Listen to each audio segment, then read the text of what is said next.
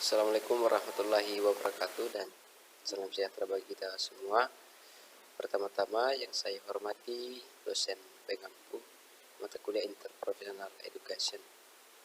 Perkenalkan, nama saya Tria Despin, NIM B05211016, kelas Administrasi Kesehatan B, Angkatan 2021, Prodi Administrasi Kesehatan, Fakultas Ilmu Kesehatan Universitas Sulawesi Barat. Pada video kali ini saya akan kembali mereview webtoon yang telah diberikan oleh dosen pengampu. Dan adapun webtoon kali ini yaitu webtoon episode yang kedua.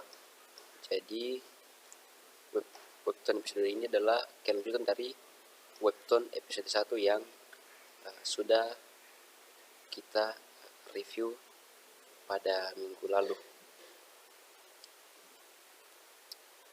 Dan sebelum kita masuk dalam review webtoon tentang trauma center, sedikit saya akan menjelaskan tentang apa itu trauma center.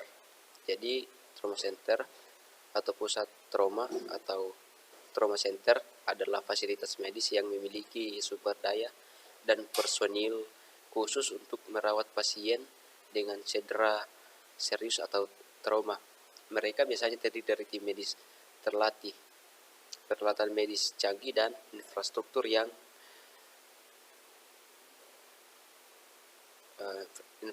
yang dibutuhkan untuk menangani kasus-kasus seperti kecelakaan, lalu lintas berat, luka tembak, atau cedera lainnya. Jadi itulah sedikit pengertian tentang trauma center. Selanjutnya kita akan masuk dalam review webtoon episode yang kedua. Pada episode 1 yang lalu menceritakan tentang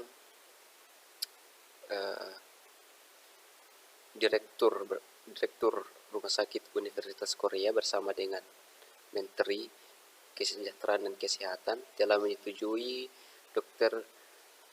Bae Kang-hyuk sebagai kepala pusat trauma center di Rumah Sakit Universitas Korea. Nah, kemudian kita masuk dalam episode yang kedua. Di episode kedua ini, Dr. Bae Kang-hyuk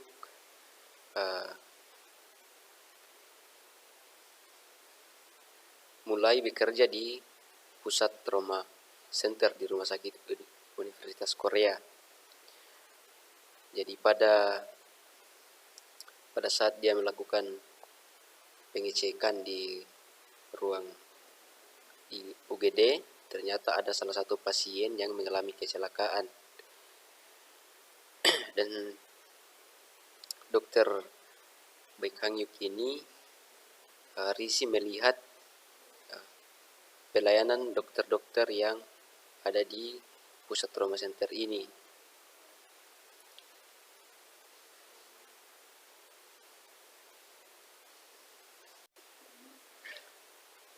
Nah, pada saat dokter Baik melakukan pemeriksaan di pusat trauma center, dia kaget karena dia mendapati seorang dokter yang di mana dokter ini adalah bagian proktologi.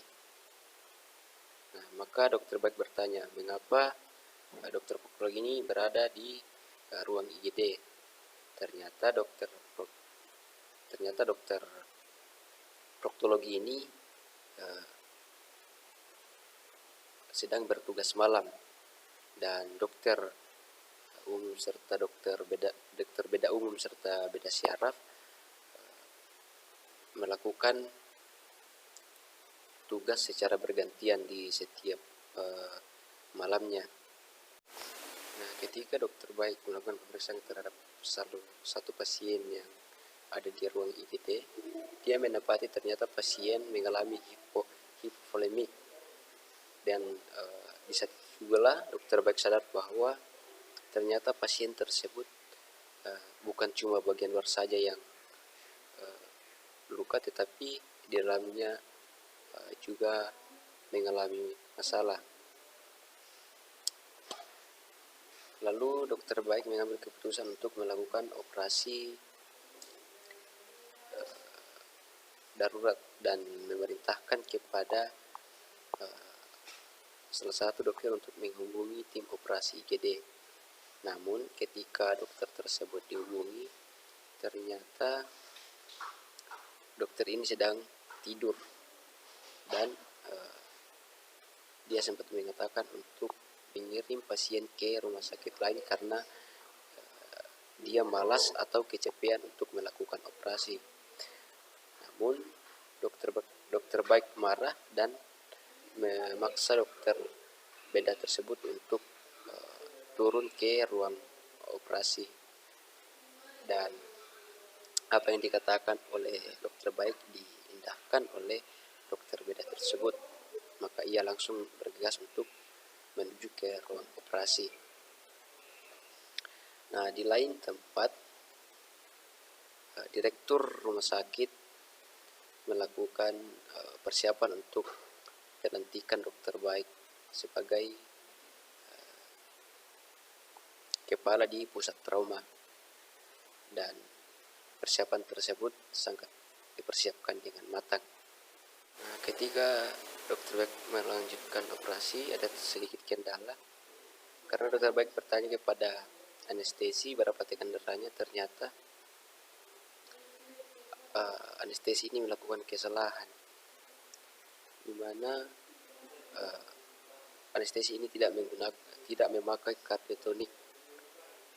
Dan apa yang maksudnya kardiotonik? Kardiotonik adalah obat yang bekerja pada otot jantung dengan cara meningkatkan daya kontraktil atau menguatkan saraf pusat sehingga membuat impuls jantung mengencang. Dan dokter anestesi tersebut diusir oleh dokter baik dan meminta untuk digantikan oleh anestesi lain. Dan para dokter yang lain pun terkejut melihat sikap dokter baik yang sangat tegas dan tidak memandang bulu kepada semua dokter di pusat trauma center. Dan dokter baik mengatakan kepada dokter lain, gara-gara dokter anestesi maka mereka harus mempercepat operasi karena tinggal sedikit waktu yang tersisa.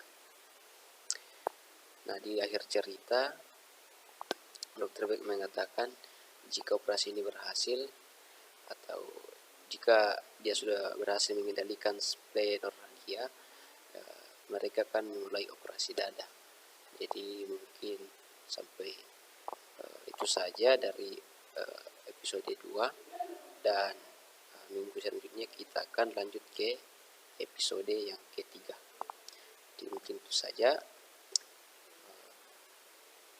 Saya mohon undur diri. Assalamualaikum warahmatullahi wabarakatuh dan selamat